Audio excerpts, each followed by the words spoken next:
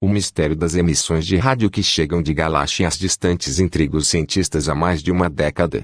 Conhecidos como rajadas rápidas de rádio, ou FRBs, da sigla em inglês, os sinais têm sido alvo de grande interesse científico, justamente por não haver uma resposta muito convincente sobre o que eles são de fato.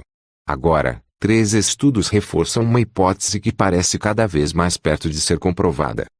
Até então, as FRBs chegavam de muito além da Via Láctea, mas em abril os cientistas descobriram a primeira dessas emissões na nossa própria galáxia.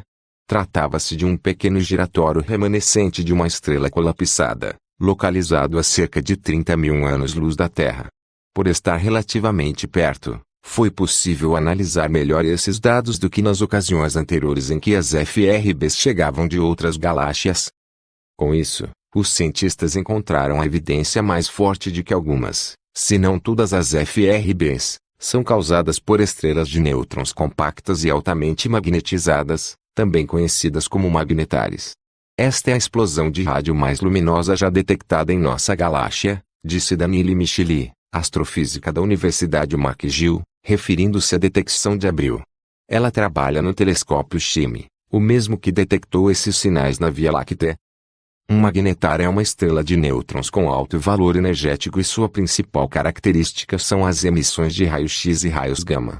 Mas o que os cientistas estão descobrindo é que eles também podem estar relacionados com as emissões rápidas de rádio que tanto têm intrigado pesquisadores de todo o mundo. A teoria de que as FRBs podem estar de alguma forma conectadas ao nascimento ou evolução dos magnetares já é um tanto popular entre os cientistas, mas ainda não havia sido observada nenhuma emissão de rádio semelhantes a uma FRB vinda de um magnetar, dentro de nossa própria galáxia. Conceito artístico de magnetar, imagem, reprodução, Sofia Dagnello/Nihal/Aui/NESF. A detecção de abril mudou esse cenário. Ela veio de uma região do céu onde existe um magnetar chamado SGR 1935+2154, e desde então pesquisadores têm se dedicado a estudar os dados coletados. Um estudo anterior já havia mostrado como esse sinal específico poderia relacionar a maior parte, ou todas, as FRBs com magnetares, e agora 3 novos artigos científicos apontam para a mesma direção, 1, 2 e 3. Esse sinal detectado em abril, recebendo o nome de FRB 200.428, indica que o magnetar em questão emitia tanta energia em ondas de rádio a cada milissegundo quanto o Sol emite em meio minuto. Ou seja, é muita coisa. Os 3 artigos que trataram do assunto são independentes entre si e foram publicados na revista Nature. Ainda é cedo para afirmar categoricamente que todas as FRBs vieram de magnetares, mas as novas evidências apontam para esta possibilidade, e agora os astrônomos podem trabalhar com a hipótese com mais afinco. Caso seja confirmado que os magnetares são de fato a fonte desses sinais, restará descobrir como exatamente esses objetos emitem radiações tão intensas. Já existem algumas ideias sobre isso, também. Uma delas é que os magnetares são distorcidos por tremores que partem suas superfícies e liberam grandes rajadas de energia. Vale lembrar que em um estudo do pesquisador Ben Margalit, pode ser que existam 2 tipos diferentes de magnetares, os comuns, como o próprio SGR 1935+2154, e um tipo que é muito mais ativo, mas de vida mais curta. Para Margalit, magnetares deste segundo tipo seriam os responsáveis por FRBs que vieram de outras galáxias. Portanto, talvez nem todo magnetar emita sinais como este. Seja como for, é emocionante acompanhar toda essa jornada. As FRBs começaram a ser detectadas em 2007, e muitos de nós tivemos a chance de nos surpreender e ver como os astrônomos ficaram perplexos e trabalharam sobre várias hipóteses e, agora, talvez estejamos testemunhando o fim do mistério. É possível que novas emissões do SGR 1935+2154 sejam detectadas no futuro, e os novos artigos são importantes para que os cientistas possam ficar atentos para quando isso acontecer. Por enquanto, este magnetar específico não gerou radiação que correspondam a nenhuma explosão significativa de ondas de rádio. Outro fator que pode ser um banho de água fria é que o sinal de abril é 1000 vezes mais fraco do que o FRB mais fraco visto vindo de fora de nossa galáxia.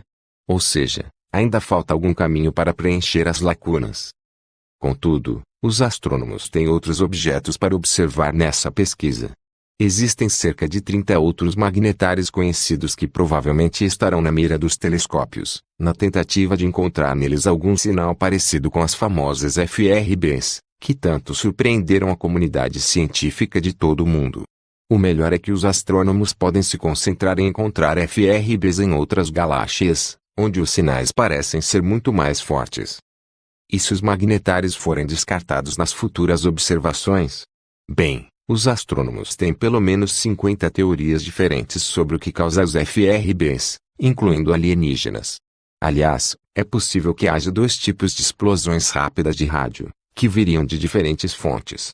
Isso poderia tornar o cenário um pouco mais complexo, e muito mais interessante. As limitações dos telescópios e observatórios que temos hoje não permitem que os astrônomos e astrofísicos consigam observar as primeiras estrelas do universo, formadas cerca de 100 milhões de anos após o Big Bang. Assim, para descobrir como elas eram, pesquisadores do Center for Relativistic Astrophysics realizaram um estudo em que simularam as primeiras estrelas em supercomputadores. Nesse cenário, as hipóteses mostram que essas estrelas teriam se formado nesse período a partir de uma sopa primordial de hidrogênio, hélio e pequenas quantidades de metais leves. Depois, esses gases se resfriaram e colapsaram, formando estrelas que chegaram a ter 1000 vezes a massa do Sun. Por isso, não devem ter vivido mais que alguns milhões de anos. Conforme essas estrelas sem metais explodiam em supernovas, elas formavam novas gerações de estrelas com elementos mais pesados, como o carbono. Na fileira superior, a representação da densidade, temperatura e abundância do carbono, e na inferior, a formação das estrelas, imagem, reprodução, Chiaki et al. Um dos tipos de estrelas dessa nova geração é o das estrelas pobres em metal, enriquecidas com carbono, SEMP, cuja composição reflete a fusão dos elementos mais pesados que ocorria das primeiras estrelas. Com isso, os astrofísicos podem entender o que aconteceu durante a Era das Trevas, na qual as primeiras estrelas se formaram e não podem ser observadas. Assim, o estudo liderado pelo pesquisador Gen Chiaki e John Weise, professor associado, modelou as supernovas dessas primeiras estrelas do universo. Como Weise aponta, não é possível observar as primeiras gerações de estrelas. Assim, é importante olhar os fósseis vivos do universo primordial, porque eles têm as digitais deixadas pelas primeiras estrelas através da química produzida pelas supernovas das primeiras estrelas. Feitas com supercomputadores poderosos com grandes capacidades de processamento, os modelos da equipe revelaram que as estrelas com pouco metal que se formaram depois que as primeiras estrelas do universo foram enriquecidas com carbono pela mistura de partículas ejetadas pelas primeiras supernovas. A animação mostra uma supernova de 50 massas solares, e o centro contém embriões de estrelas, imagem, reprodução, Chiaki et al. Além disso, as simulações também mostraram que as nuvens de gases produzidas pelas primeiras supernovas eram enriquecidas por carbono, que levaram à formação de estrelas de baixa massa pobres em metais que provavelmente ainda existem. Para Chiaki, essas estrelas têm muito pouco ferro em comparação às estrelas ricas em carbono com pouquíssima da abundância do ferro tem no Sol. Entretanto, é possível ver a fragmentação das nuvens de gás, que indica que as estrelas de baixa massa se formam em um regime de baixa abundância de ferro e que ainda não foram observadas. Essas investigações fazem parte da arqueologia galáctica, uma área em desenvolvimento em que os astrônomos procuram estrelas antigas para estudar e aprender mais sobre elas, que morreram há tanto tempo. Agora, o próximo passo será destrinchar as características do carbono das estrelas antigas e incorporar outros elementos pesados em simulações maiores. Nossos corpos e nosso planeta são feitos de carbono, oxigênio, nitrogênio e cálcio. Nosso estudo é muito importante para ajudar a entender a origem desses elementos dos quais nós, humanos, somos formados, finaliza Chiaki. O artigo com os resultados do estudo foi publicado na revista Monthly Notices of the Royal Astronomical Society. Eu espero que você gostou do vídeo. Deixe seu like e se inscreva-se ao nosso canal e ativar o sininho das notificações. Tchau.